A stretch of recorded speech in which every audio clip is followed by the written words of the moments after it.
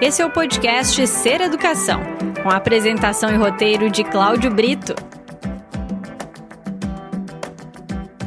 Nós hoje vamos conversar com alguém que tem muito afeto pelo ser humano. Ele é um homem do direito, professor do curso de Direito da Fevale e marcadamente alguém que milita na área dos direitos humanos e tudo que possa envolver direitos humanos, especialmente esta primeiríssima preocupação que todos temos que ter. Há pessoas mais iguais que as outras? Há pessoas com mais direitos do que outras? Ou somos todos absolutamente iguais? É um bom começo de conversa, professor Dailor dos Santos. Boa tarde. Boa tarde, Brito. Fico muito feliz de estar participando desse debate. Quero agradecer as palavras gentis aí que tu me direcionaste. Saber que eu sou visto como uma pessoa atuante dentro da esfera dos direitos humanos não deixa de ser um grande elogio em tempos tão difíceis. Eu quero aproveitar inicialmente, até pela questão de tempos difíceis que nos cercam, eu acho que isso é importante. Agradecer a Bruna Matana, ela me contatou, teve uma gentileza e uma cordialidade no contato que eu gostaria de deixar registrado. Quero também fazer uma menção muito especial ao projeto Ser Educação, pela relevância da temática que trata, a abrangência que vem conquistando. Me sinto muito honrado de estar fazendo parte, Brito, dessa conversa contigo nesse dia, pela lembrança do meu nome, pelo convite. E quero agradecer pela provocação que acabou de nos fazer, se todos nós somos iguais. É uma grande pergunta que ronda a filosofia há muito tempo. Essa noção de igualdade. A Constituição, ela estabelece que nós todos somos iguais, mas nós sabemos que esse traço de igualdade, ele perambula no mínimo entre duas perspectivas, não? Nós todos podemos ser iguais perante a lei, e aí nós falamos numa igualdade formal, mas nós também temos que compreender a busca de uma igualdade material, compreender que existem desigualdades na conformação social. E talvez aí seja o grande desafio que o direito deve enfrentar hoje, e é por isso que eu fico tão feliz em participar disso, não é? Como é que o direito pode lidar com essas desigualdades? Porque não será um mero decreto que vai nos tornar iguais. E aí entramos no momento da pandemia, que também é um instante, eu havia comentado, inclusive, a respeito do novo normal. Confesso que essa ideia do novo normal, ela me preocupa, talvez até me incomode um pouco, não porque esteja equivocada, mas é porque eu acho que ela se alicerça numa expectativa de um tempo novo, vindouro, né? Que nós possamos ignorar todo esse momento de incerteza e reinstaurar uma normalidade que já não havia, porque nós temos alguns déficits bem acentuados, principalmente em educação, em acesso, em respeito a minorias. Então talvez esse novo normal, e vamos deixar entre aspas isso, né, possa ser esse aguçamento das desigualdades. Essa talvez seja a minha grande preocupação.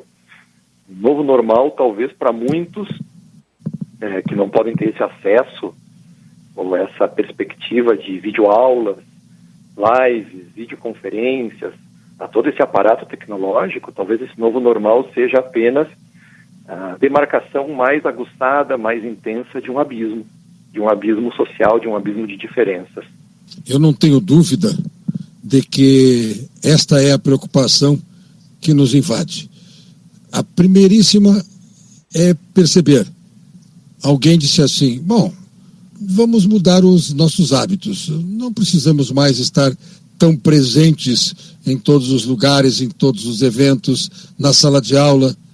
Vamos com o aplicativo, com o notebook, com o computador, quando tiver mais tempo para sentar diante de uma mesa em um gabinete. Este é o novo normal.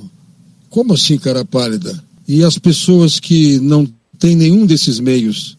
E mais do que isso, eu tenho acompanhado, por força dos deveres que me envolvem, eu tenho acompanhado várias manifestações, tenho sido convidado aqui ou ali para participar de algum evento em escolas em nível de graduação ou de pós-graduação, para uma palestra, ou mesmo para uma aula formal de algum conteúdo, marcadamente de direito penal, que é a minha área de preferência, e eu percebo que nem mesmo as instituições e os mestres estão plenamente encaixados e adequados a uma linguagem que ainda estamos por formular. Qual é a linguagem do novo normal? Qual é a linguagem? Qual é a formação que se exige? E como se comportar? É simplesmente parar diante de um quadro negro ou de uma lousa e ficar como se estivesse na aula expositiva, olhando para um público imaginário? Ou tem outro tipo de interação? Qual é a visão do professor? Brito, outra excelente provocação a tua, e eu acredito que esse desafio seja um desafio de todos que de algum modo ministram aulas. Então eu vou falar a partir do meu ponto de fala, nem poderia ser outro. Como tu havia mencionado, eu sou professor na Universidade Fevale, ministro as disciplinas de Direito Administrativo e Direito Constitucional. São matérias, eu costumo brincar com os alunos, não é? Direito Administrativo, de modo muito particular, são disciplinas que costumam gerar uma certa apreensão nos alunos, porque o assunto muitas vezes é burocrático, e eu falo isso relativamente a aulas presenciais. Imagina o dilema, imagina o contrassenso que deve ser encarado em aulas virtuais ou videoaulas. Então, eu tenho também comigo assim, a nítida impressão de que, de modo particular, na educação e na educação do direito e em cursos superiores, temos que redefinir algumas formas de aproximação. O direito ele tem muitas pretensões de abarcar o real e talvez ali esteja o seu grande momento de falha, de erro, de equívoco. Eu tento nas aulas trabalhar a partir de uma abordagem que gere algum incômodo. Um incômodo no sentido de gerar algum choque para que a gente consiga confrontar essas angústias pós-modernas, essas situações que a realidade hoje nos traz. E de modo muito aguçado essa questão da pandemia. Para isso eu faço uso de obras de arte, por exemplo, de modo a tentar estabelecer algum novo viés com o direito. E isso gerou uma série de problemas com as aulas virtuais ou as videoaulas, justamente porque o contato e o tato e a troca de olhar, que é a empatia, restam vedadas com a pandemia. Mas isso talvez seja o problema de menor envergadura, como se costuma dizer. Porque à medida que você compreende que alguém pode estar acompanhando a aula, ainda que com alguma dificuldade, ainda que sacrificando algum horário, ainda que tentando conciliar atividades, porque agora esse talvez seja o maior problema, né? Nós estamos agora misturando todos os espaços. A residência virou o espaço do estudo, a residência virou o espaço do trabalho, a residência virou o espaço das aulas virtuais, das conversas, de modo que quando todo o espaço é conjugado num único, já não há mais um espaço definível ou definido. A nossa noção de tempo, ela se corrompe em razão disso, e aí surge a angústia, que todos nós estamos enfrentando. Talvez manter a sanidade mental nesse momento de pandemia seja o grande desafio que nós temos que enfrentar. Pois bem, apesar disso tudo e dessa problemática toda, você ter hoje o acesso a essa videoaula já é um diferencial e tanto, já demonstra que você tem meios, você tem condições econômicas, você tem condições financeiras, de tempo, você tem alguma possibilidade social de acessar essa aula. Por pior que ela venha a ser, como eu costumo dizer, você ainda consegue acessar e acompanhar. O grande problema, me parece, deve gerar a nossa reflexão, são os desafios que nós temos, por exemplo, com crianças de modo particular e outros alunos que não têm essa possibilidade de acesso. Por exemplo, nós sabemos, e eu acho que essa talvez seja a grande percepção que nós temos que ter presente, não é? Por isso que a educação ela é uma faceta dos direitos humanos, a educação ela é imprescindível para que nós possamos acessar outros direitos, não é? Mas dentro desse isolamento social e da carência desse ensino de qualidade e principalmente da falta de interação, como é que nós podemos falar nessa educação? Aí onde se insere o que nós falávamos sobre o novo normal, não é? Nós sabemos, por força de estudos da Unicef, não é? Dados já de 2018 e contra levantamentos científicos, a menos que os terraplanistas se incomodem com isso, né? Contra esses levantamentos nós não podemos nos indispor. O fato é que levantamentos de 2018 comprovam que no Brasil, 1 em cada 5 estudantes das escolas públicas municipais e estaduais, não é, tem 2 ou mais anos de atraso escolar. É a chamada distorção idade-série. Isso está no site da Unicef, para quem quiser acompanhar. São, em números brutos, mais de 6 milhões de crianças e adolescentes enfrentando essa distorção. Poxa, se isso em 2018 já era um dado alarmante, indicando que era necessário aprofundar táticas e técnicas e metodologias de ensino para acabar com essa distorção, o que se pode dizer a partir de 2020? Nós estamos, desde fevereiro de 2020, foi quando a Lei 13.979 reconheceu essa situação toda, não é, de calamidade, essa situação emergencial que nós estamos agora ainda enfrentando, e desde fevereiro, dia 6 de fevereiro, com alterações que nós tivemos, claro, com o tempo, mas nós ainda estamos enfrentando essa espécie de abismo educacional, que penso, e eu gostaria de ser mais otimista, mas infelizmente todo um histórico, e esse é o papel da memória na compreensão das situações que o presente nos traz. Me parece que todo esse histórico que nós já enfrentamos não me permite ser tão otimista. Creio, infelizmente, que em razão dos problemas que já tínhamos, esse aguçamento da carência de ensino, da falta de uma interação entre os alunos, de um isolamento social imposto porque necessário, não podemos esquecer que ainda é necessário, embora algumas escolas já estejam retomando as suas rotinas, hoje que estamos aqui conversando, né? Isso tudo vai acabar gerando inevitavelmente um aguçamento. E aí talvez no futuro nós possamos nos perguntar se é que vamos estar dispostos a esse tipo de interrogação, porque muitas vezes isso nos incomoda. No futuro talvez nós vamos nos perguntar o que houve que o ensino no nosso país gerou esse ato, esse abismo entre alguns que estão bem colocados e um batalhão de pessoas agora buscando um lugar ao sol.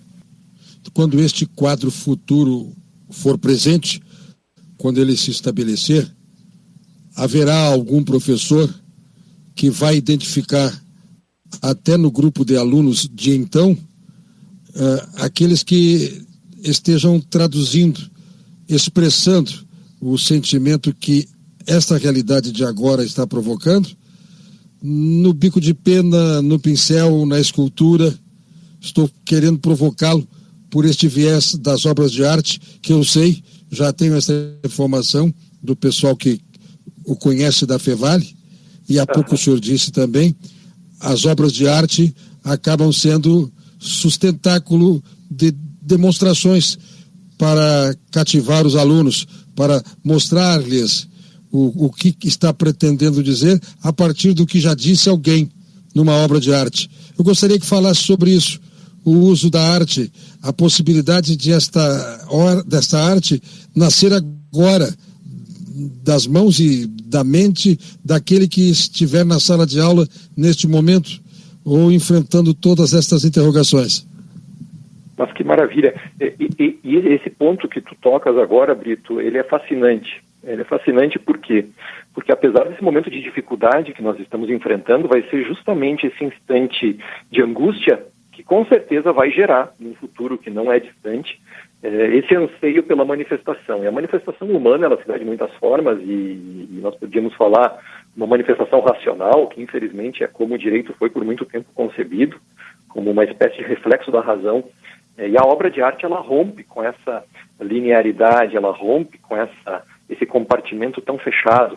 Eu tento nas aulas trazer essa questão da arte justamente porque, na maioria das vezes, falar em direitos humanos ainda perambula por um imaginário que eu diria, no mínimo, triste, em que alguns dizem, eu sou contrário, e outros dizem, eu sou a favor. Essa aglutinação de sentidos mostra que não se compreendeu muito bem onde se quis chegar historicamente com os direitos humanos, e é por isso que eu levo a obra de arte. E daria para falar horas e horas de obras possíveis para instaurar um debate. Muitos perguntam também nas aulas, né, mas o que essa obra quis dizer? Eu disse, ela quis justamente fazer com que esse seu questionamento surgisse. O propósito da obra de arte é questionar essas verdades postas, é questionar essas linearidades, é permitir uma manifestação humana que se indisponha com essas situações de exploração, que se indisponha com uma história do progresso. Esse é o papel da obra de arte. Eu tenho, obviamente, alguns artistas que são mais utilizados do que outros, não por uma razão específica, mas porque eles permitem algum debate, né? Por exemplo, os autores, os pintores e artistas surrealistas, né?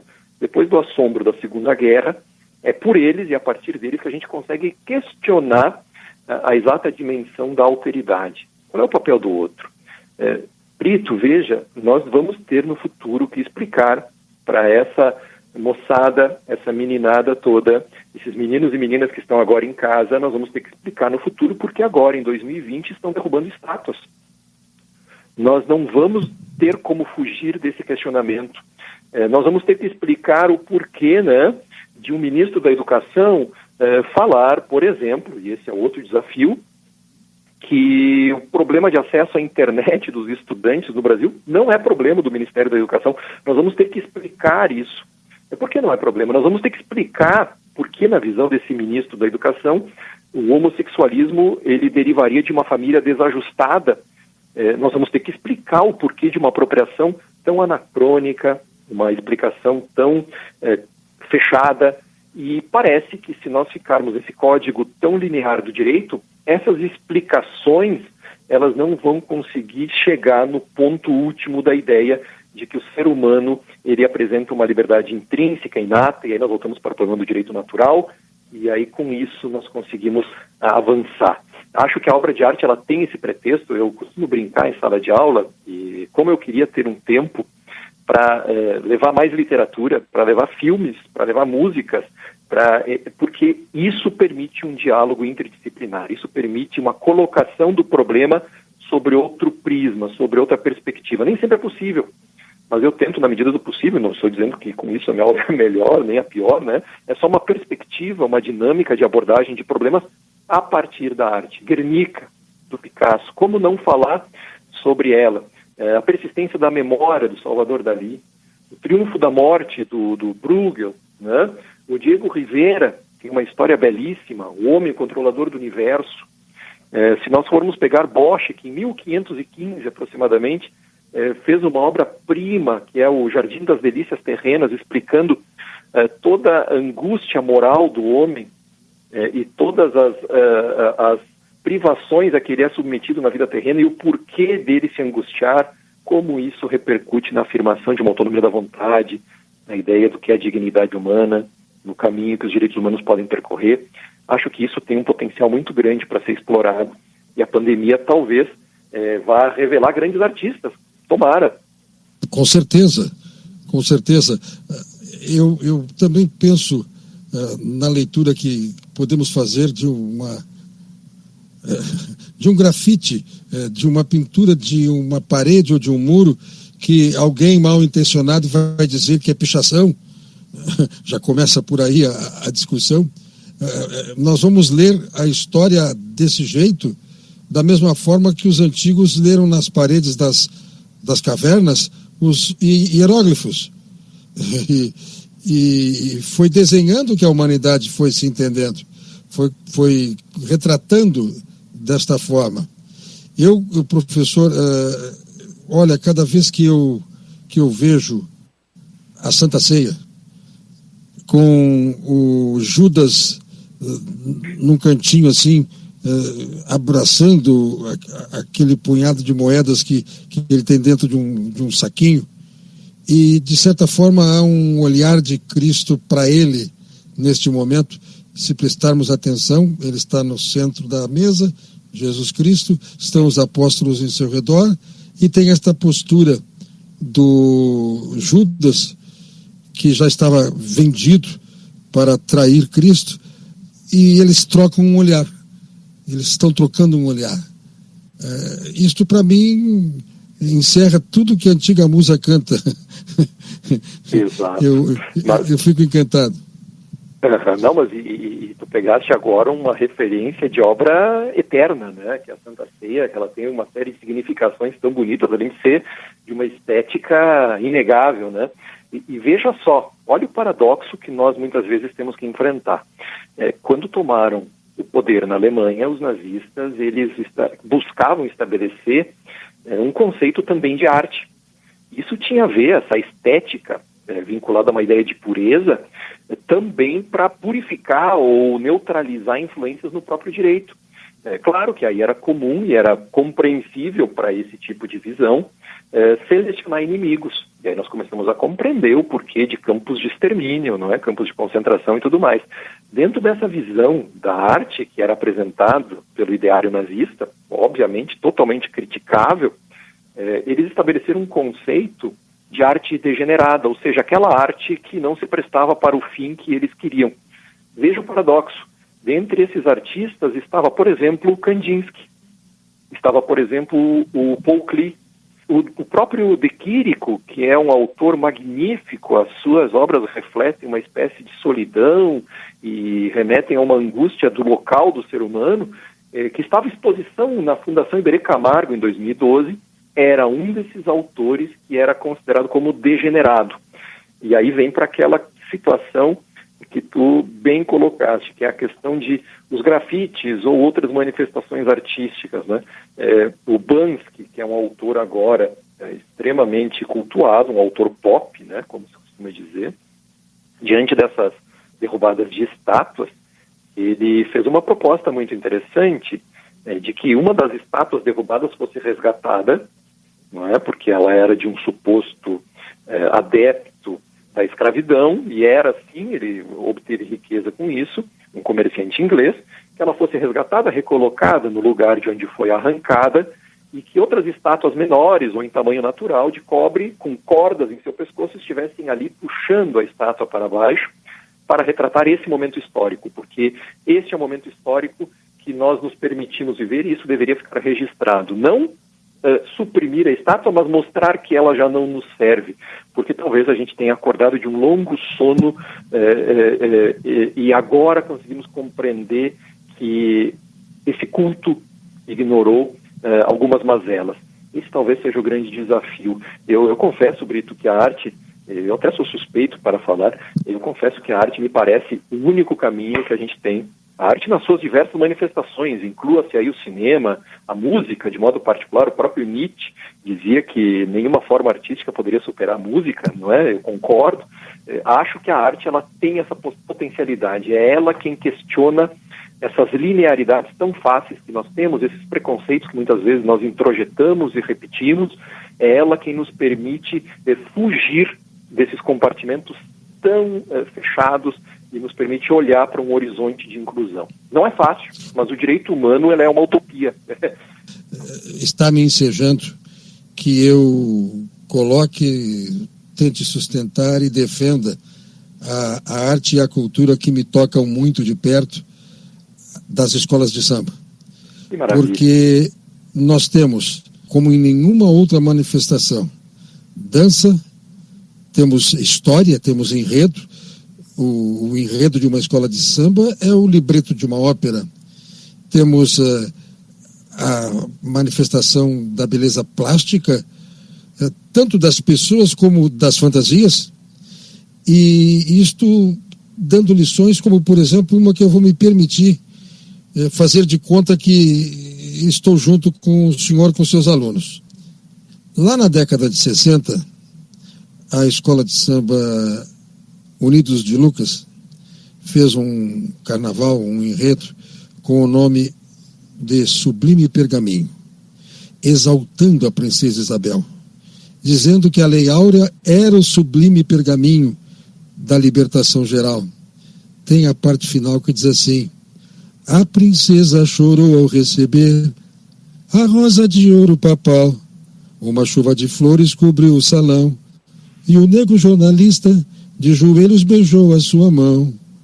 Mas uma voz na varanda no passo ecoou: ó Deus, está extinta a escravidão.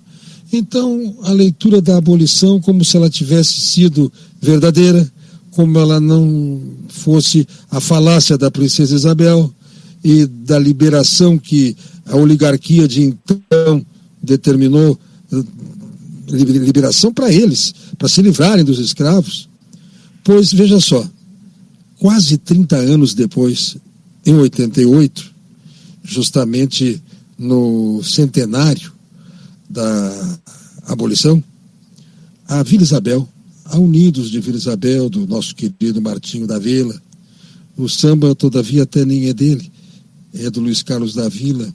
A avenida foi preenchida pela Vila Isabel, que apesar de ser do bairro que exalta, enaltece a princesa Isabel, veio lembrando que não era nada disso. Veio com Kizomba, a festa de uma raça, dizendo que valeu Zumbi, o grito forte dos Palmares, chamando atenção para Palmares, para a resistência e tudo mais. Assim como a Mangueira, no mesmo ano, falou na abolição e perguntou: será verdade ou ilusão? Então, onde eu quero chegar? Estes artistas do morro, das favelas, os mesmos que rabiscam e desenham as alegorias e as fantasias, que lá no Rio de Janeiro tem hoje enormes painéis, assim como se pensa em grandes paredes do mundo que têm recebido pincéis maravilhosos a escrever e descrever histórias e cenários. Assim, a cidade do samba, onde estão os barracões das escolas de samba, está hoje verdadeiramente transformada numa exposição permanente de arte, de cultura, em todos os níveis. E hoje, exatamente, por exemplo, neste dia em que estamos gravando o nosso podcast, faleceu Djalma Sabiá aos 95 anos, compositor, fundador do Salgueiro, que sobre a mesma temática da escravidão, do drama da comunidade negra, escreveu o samba Chico Rei, em que descreve a história de um rei africano, e aí tocando no ponto terrível de que famílias reais da África foram trazidas em porão de navio, e com detalhe, no convés um jesuíta rezando, e no porão os negros apanhando. Pois um deles, o Chico Rei, teve uma ideia genial. Ele tinha cabelos grandes, e olha aí, olha o Black Power, tudo isso passeando e frequentando a manifestação. E ele ia para o fundo das minas com seus irmãos, que eram os escravos, todos eles, e eles guardavam o pó de ouro entre os cabelos e surrupiavam uma quantidade deste pó de ouro, colocavam entre os cabelos, e a ideia do rei foi genial. Esconder o ouro entre os cabelos. Todos os dias, quando das minas regressavam, iam para a pia, suas cabeças lavavam. Era o ouro colocado, então, no fundo da pia e guardado como garantia, até que completassem o suficiente para comprarem suas alforrias.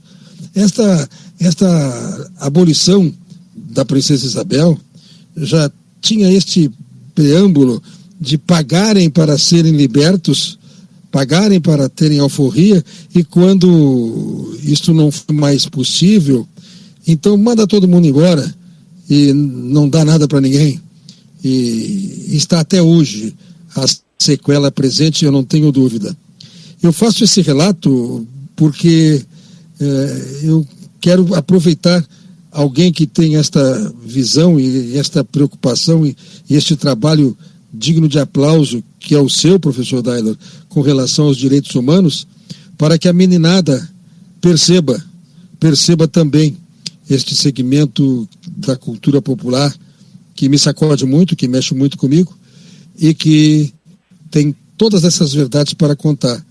Quando a Bruna Matana e a nossa Marina também me passou a informação de que seria o senhor o entrevistado e me passou alguns dados, eu percebi que, puxa, eu vou curtir o professor, contando para ele as coisas que me impactam, para ver se colho a aprovação.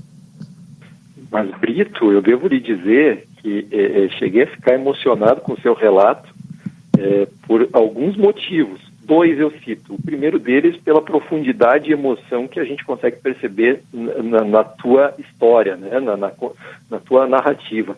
E o segundo, e aí é um motivo um tanto quanto egoístico, né? Porque tu acaba de nos dar uma aula sobre a Lei Áurea e seus déficits, sobre as suas problemáticas, sobre as suas inexatidões históricas a partir da arte. Veja que com isso, e é por isso que eu digo que ele tem um intuito um tanto quanto egoístico, porque tu acabas de comprovar que a arte ela possibilita esse tipo de abertura. E veja o paradoxo onde nós podemos ir. O assunto da memória ele me é muito caro, ele digamos assim, ele fundamenta as minhas pesquisas desde, no mínimo, 2010, para ser assim, até antes, mas desde 2010. Como assim? Eu me preocupo muito sobre o papel que a memória ocupa no direito. Muitas vezes nós repetimos aquela máxima, temos que lembrar para que não se repita. Mas, ao fim e ao cabo, nós acabamos repetindo e aperfeiçoando, e quando não se trata de repetição, nós modificamos alguma tentação de poder para que o poder se aproprie da realidade e repita essa exploração. Tu mencionaste a questão dos Zumbi dos Palmares em conflito, talvez conflito não seja a palavra certa, mas em cotejo com a Lei Áurea. De fato, o que houve aí? Veja como o papel do samba, dessa construção, inclusive agregando valores de afrodescendentes e de povos africanos que chegaram ao Brasil, obrigados que foram, não é? Porque não houve livre disposição nisso. Veja como é preciso recorrer ou abrir-se para esse discurso em um tempo futuro.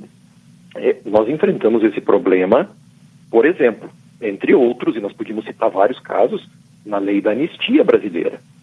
Nós tivemos a lei da anistia, como muitos dizem, né? Ela foi um instante necessário para a democracia, mas ao fim e ao cabo, o que ela conseguiu fazer foi confrontar-se com a Constituição de 1988, quando equiparou crimes políticos a crimes comuns, e também não pretendo entrar nessa distinção tão profunda, mas foi isso que a lei da anistia, que à época era o que se podia fazer, porque com armas nós não vamos nos indispor, não é? Ninguém aqui vai ter essa coragem extremada, né? Se espera isso, vamos preservar a nossa vida, mas o fato é que a lei da anistia, ela obscureceu um episódio ainda hoje latente, e aí nós começamos a entender o porquê o Brasil figura até hoje no rol de países que admitem ou que perpetuam torturas, muitas vezes independências policiais, que têm um alto nível de criminalidade, tem uma dificuldade em compreender limites para investigações, e assim sucessivamente. Onde eu quero chegar? Isso que eu mencionei da lei da anistia, fazendo essa tentativa de link com o que tu havias comentado sobre a Lei Áurea, e como os samba-enredos, eles conseguem trabalhar isso de um modo, em um viés artístico, e como eu gostaria de saber tanto a respeito de samba, carnaval e sambas-enredo, né? Eu coloco tudo com um hífen aí.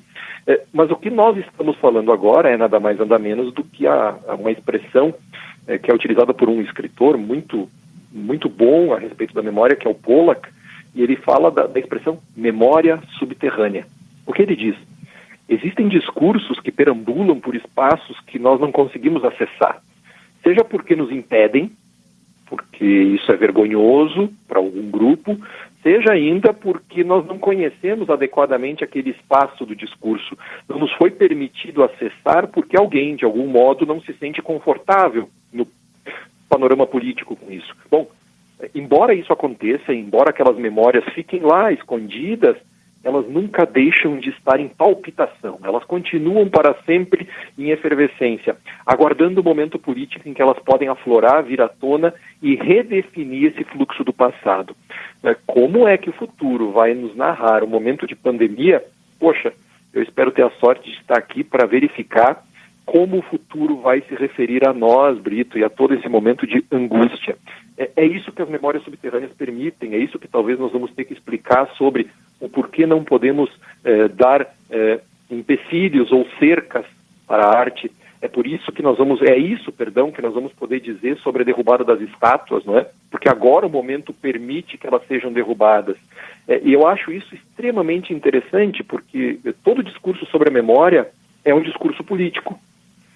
Há uma briga, há um conflito, há uma apropriação política sempre em trânsito a respeito da memória, a respeito do que é que nós podemos fazer do passado. Nós sabemos, é muito clássica essa frase, não é? A história é escrita pelos vencedores. Pois bem, é justamente isso que nos incomoda. Numa sociedade da informação infinita que nós temos hoje, que infelizmente alguns poucos têm acesso, principalmente entre os jovens, não é? Mas nessa sociedade da informação, é justamente esse questionamento dos vencedores o que nos compete fazer. Porque graças a um pequeno número de vencedores, ou a um grupo que pôde contar a história, um grupo ainda maior, um sem fim de pessoas, acabou sendo sufocada pelo curso insofismável do progresso. Essa ideia do progresso também é muito perigosa. É por essas e outras também que eu não acredito no novo normal. Me parece que esse novo normal ele tem a possibilidade de disfarçar de mais desigualdade. Isso me preocupa. Me preocupa porque, voltando agora, né, para o direito e depois dessas apropriações todas que nós tivemos, qual é o papel do direito hoje e nesse momento tão triste? Porque eu acho que ninguém está feliz com esse momento de pandemia e duvido que alguém, podendo escolher se viver esse momento, não é? Mas o que o direito pode fazer diante disso?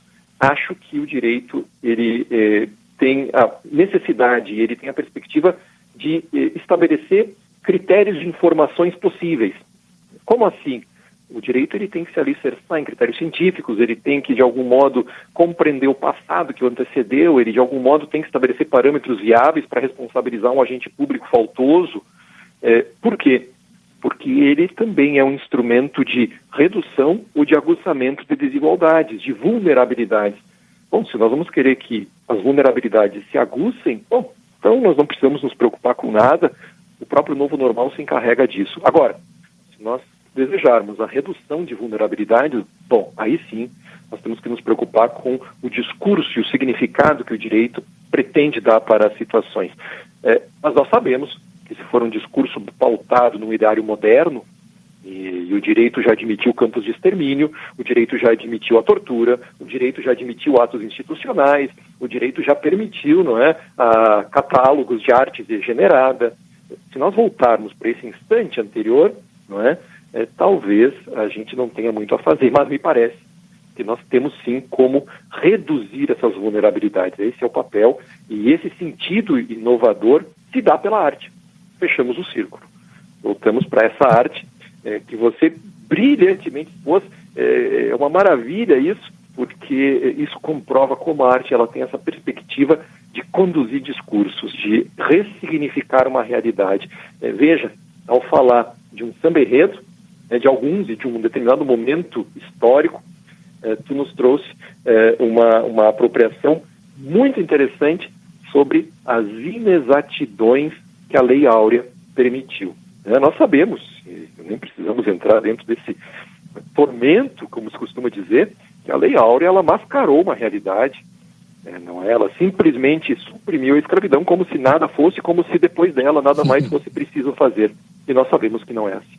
Com este viés, com estas constatações, foi uma alegria, foi um prazer e uma honra ter estado com o professor Dairo dos Santos da FEVALE, esperando oportunidade futura de, quem sabe, olharmos para o que hoje está se dizendo será um novo normal, a gente se podendo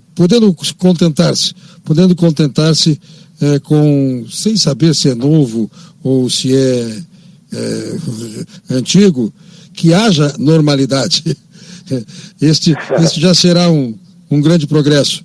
Agora, venha como vier, não me venham com leis áureas, me venham com mais uns zumbis pelo caminho.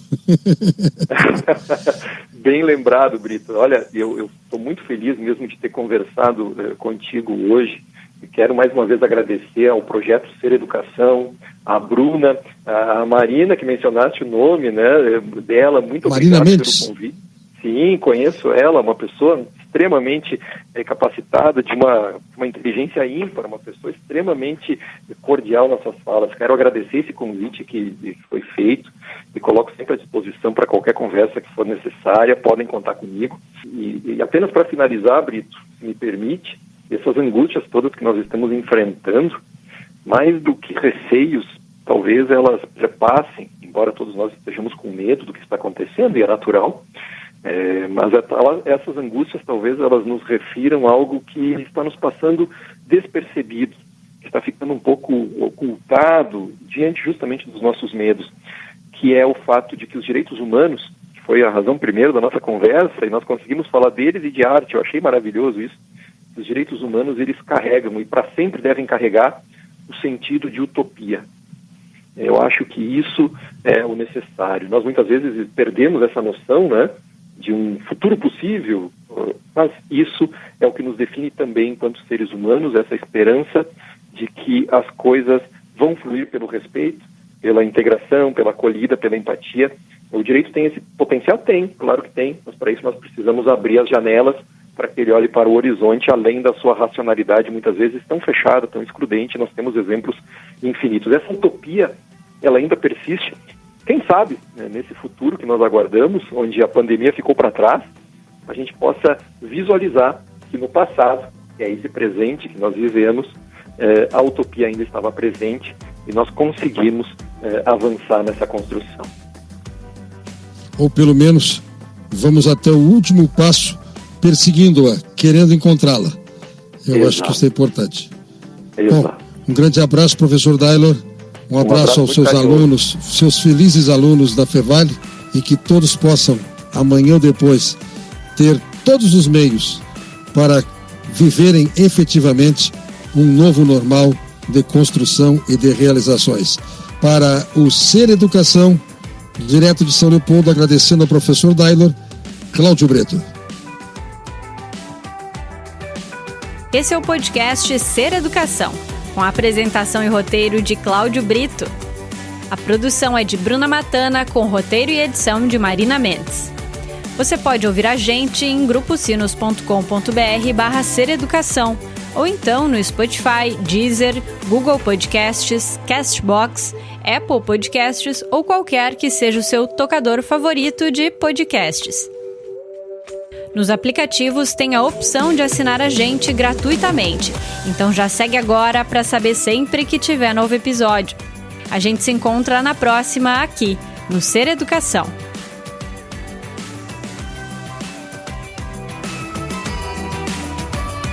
Este podcast tem o patrocínio master de Instituto Ivoti, PUC-RS, Sicredi e Educação Adventista.